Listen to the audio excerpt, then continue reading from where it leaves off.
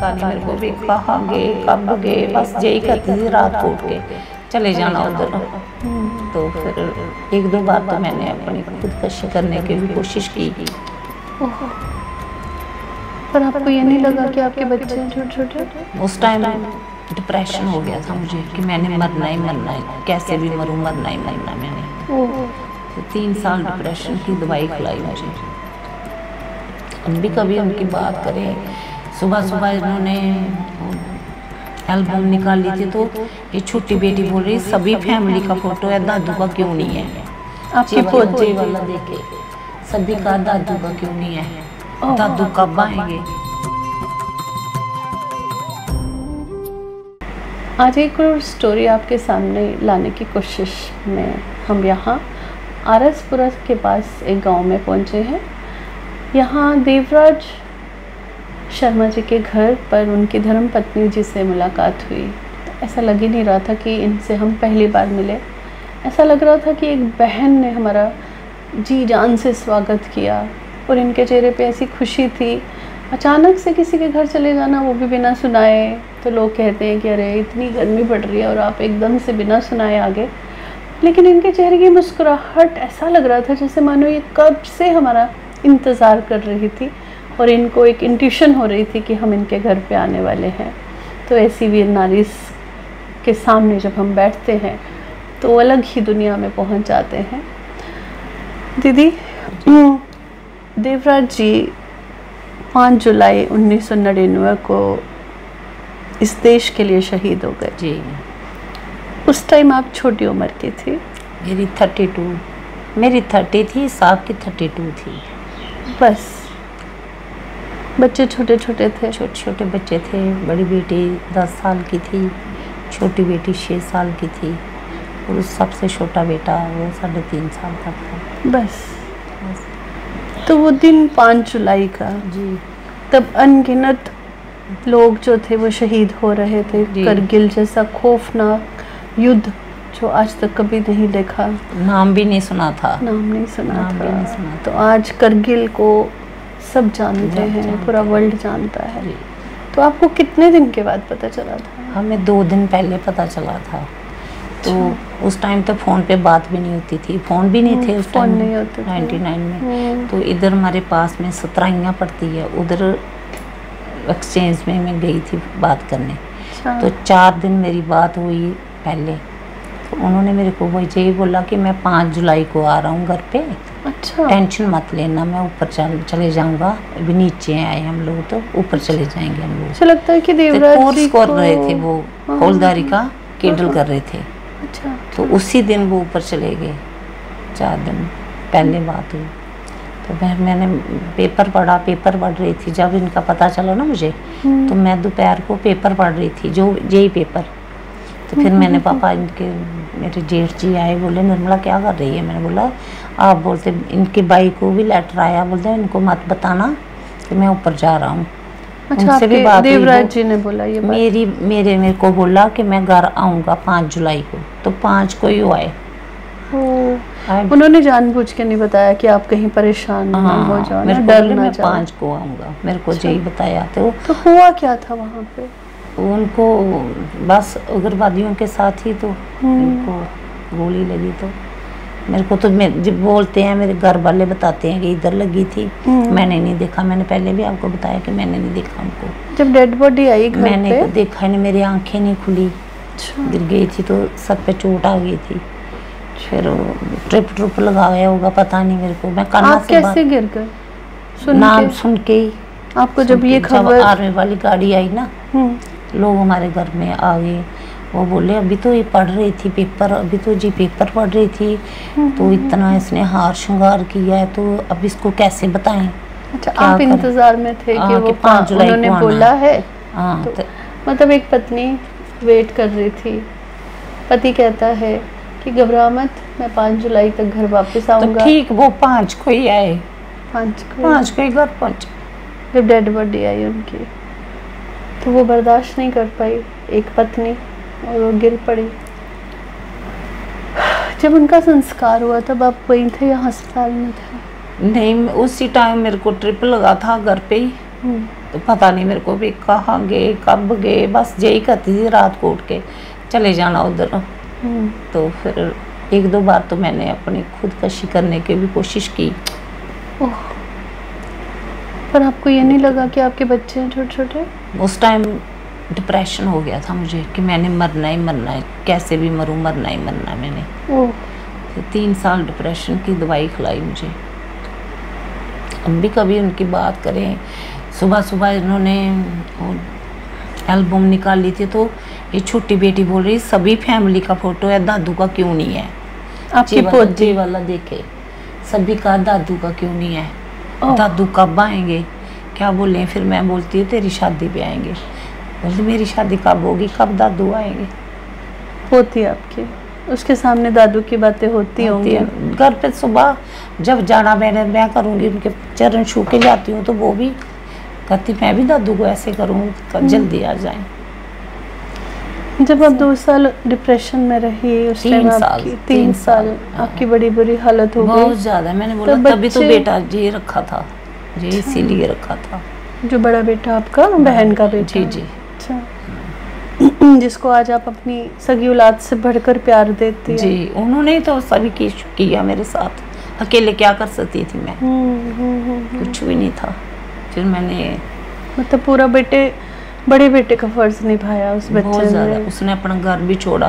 मेरे जीजा जी कैप्टन है उस टाइम, कैप्टन अभी कैप्टन पेंशन आए हैं। अच्छा अच्छा। इससे छोटा जो वो हौलदार है, वो जो उससे छोटा 3 बेटे थे, वो जेई है।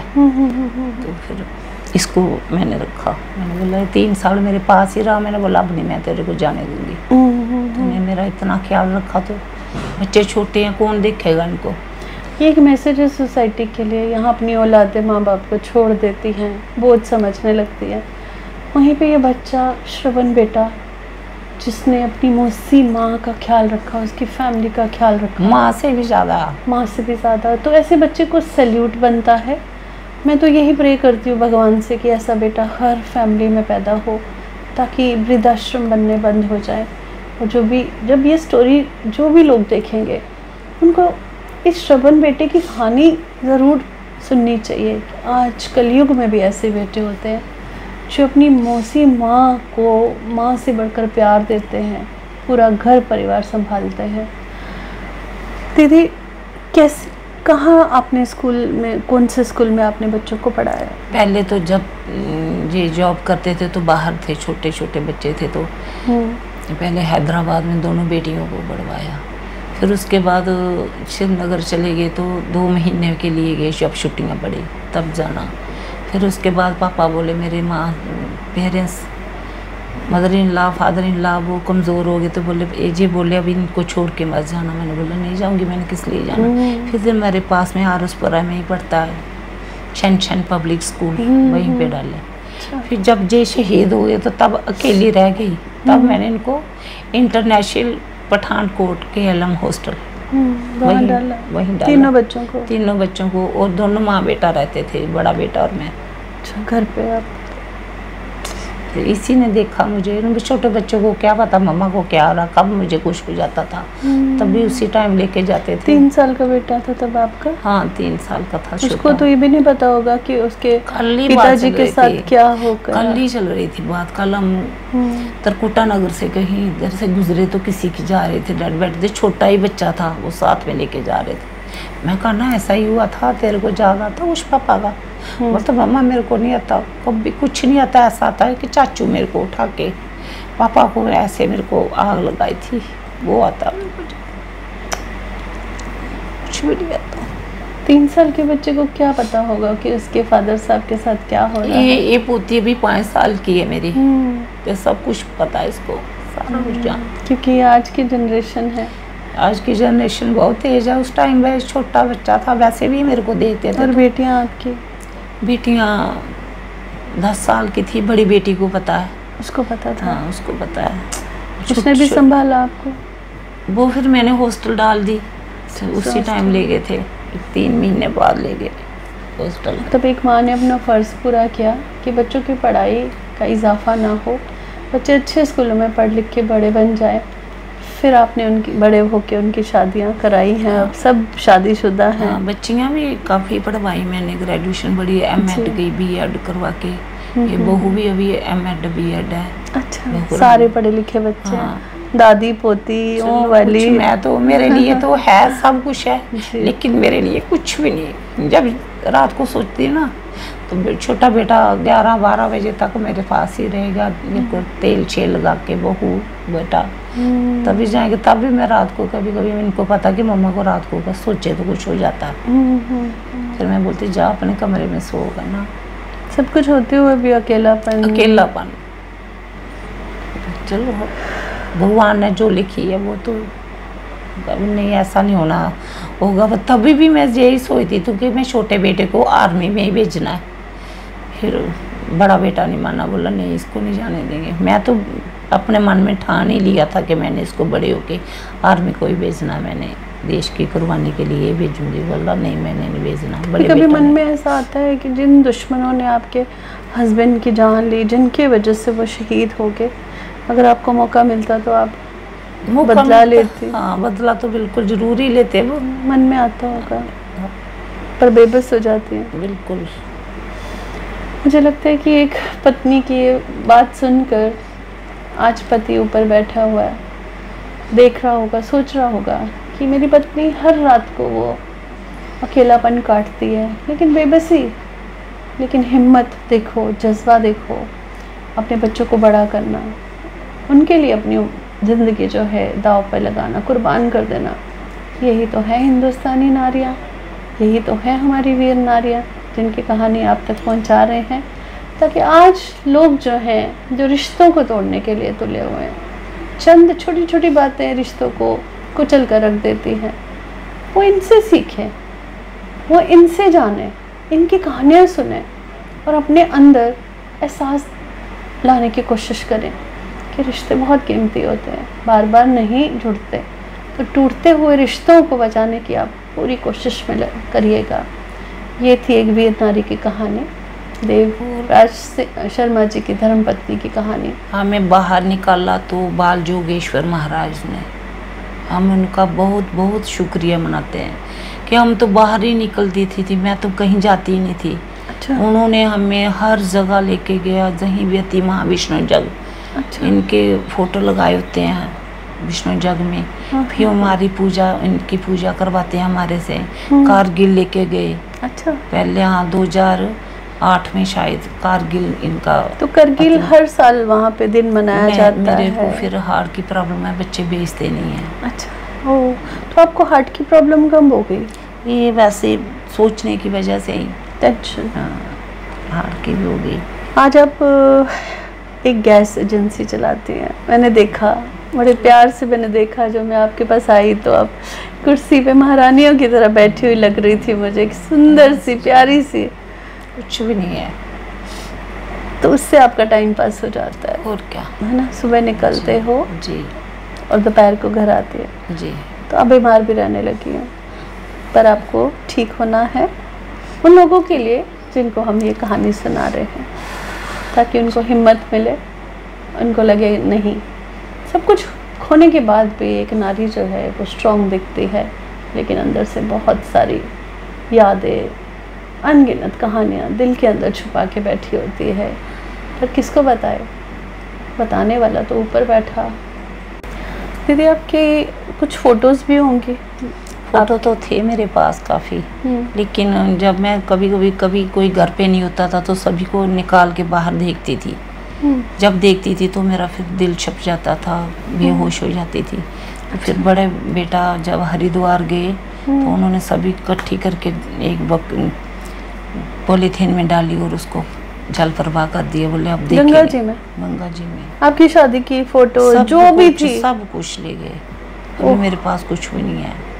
पेटी में डाल दी थी 1-2 बार, फिर मैंने किसी को बोलना, मैंने बोला कभी कभी देखूं मैं क्या करता था हमारे साथ, कैसे कैसे। बच्चों के भी थे एल्बम में, मेरे पेरेंट्स के भी थे, इनके पेरेंट्स के भी थे, सभी की पूरी की जल प्रवाह कर दिया। अब मेरे पास उनके कपड़ों की निशानी है, वो ही सुखाती हूँ, धो के उनको रख के प्रेस करके डाल देती हूँ, वही है वो निशानी। तो सब कुछ उन्हीं का है, मेरा तो कुछ भी नहीं है।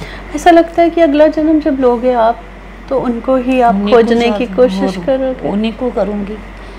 लगता है वो मिलेंगे आपको? हाँ बिल्कुल मिलेंगे। क्योंकि उन्होंने मेरे को ऐसे रखा था, जब क्या बताऊँ, बता भी नहीं सकती। नहीं बताओ। अभी मेरा नाम भी नहीं उन्होंने लिया। नाम लेके भी नहीं कभी बुलाया था। बड़े प्यार से रखा था। बहुत ज्यादा है। इज्जत मान सम्मान सब दिया से देते थे वो। थोड़े टाइम के लिए देना था ना। कितने साल हो गए थे आपकी शादी को? 12 साल। 12 साल। मतलब इन 12 सालों में आपको कोई वो नहीं था गिला अपने हस्बैंड? बिल्कुल नहीं, कुछ भी नहीं, कभी नहीं। मैंने कभी बोलना भी नहीं जाएंगे साथ में, कुछ घर का भी देखना है, पेरेंट्स भी देखने हैं, खर्चा होता है। बोलते मरना है तो शान से, जीना है तो शान से। वाह। तो वो तो शान से ही गए। शान से गए। शान से ही गए। गर्व होना चाहिए। गर्व है आपको अपने पति पे बहुत ज़्यादा। वो तो शान से ही गए, सब कुछ शान से ही। इतना तो हर साल आते हैं, आर्मी में को बुलाती हूँ, आर्मी वाले आती है, सलामी देते हैं जब इनको 5 जुलाई को। बच्चों ने कभी नहीं कहा कि माँ पापा होते तो आज तो? बहुत ज़्यादा। उस टाइम इतने रोते हैं, बताएं किसको किसको सुनाना। अभी इन्होंने बार दिखाती हूँ आपको फैमिली फ़ोटो, उसमें इसके पापा का भी लगवाए हुए हैं। वे सभी मेरे को बोलते हैं, कोई देखेगा बोलते इसके पापा तो तेरे आपके साथ ही है। मैंने बोला मैंने कभी उनको दिल को निकाला नहीं। मैंने अपने पर्स में भी उनका फ़ोटो रखे हुए थे बीच में, छोटे छोटे बनवा के। कभी हरिद्वार, गंगा सागर कहीं भी जाऊँ नहा के तो उसको ऐसे डाल के फिर मैं स्नान। कोई पूजा होती होगी तो आप साथ ही रखते होंगे उनकी फ़ोटो?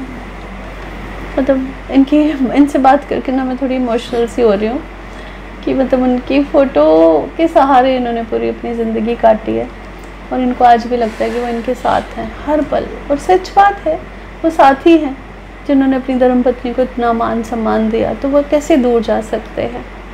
शरीर तो जल जाता है लेकिन आत्मा तो इन्हीं के साथ बैठी रहती है, देख रही है इनको। पर आपने हिम्मत रखनी है जैसे हमेशा रखी है, स्ट्रॉन्ग बनना है। और एक बात याद रखनी है कि वो आसपास हैं आपके, कहीं नहीं गए। मेरे को महसूस होते हैं, कहीं नहीं गए वो, कहीं नहीं गए, कहीं नहीं गए, वो यहीं पे हैं और हमेशा रहेंगे। फिर से ये झंडा आ गया है देवराज जी के घर पर और उनकी फैमिली को देते हुए इस झंडे को बड़ा गर्व हो रहा है, क्योंकि ये झंडा जो है इनके लिए हमेशा बना रहता है। इनको देकर हम धन्य हो गए। जय हिंद। CEN न्यूज, देश प्रदेश की ताजा तरीन खबरों के लिए CEN न्यूज को सब्सक्राइब करें और रहें पल पल की खबर से हर पल बाखबर।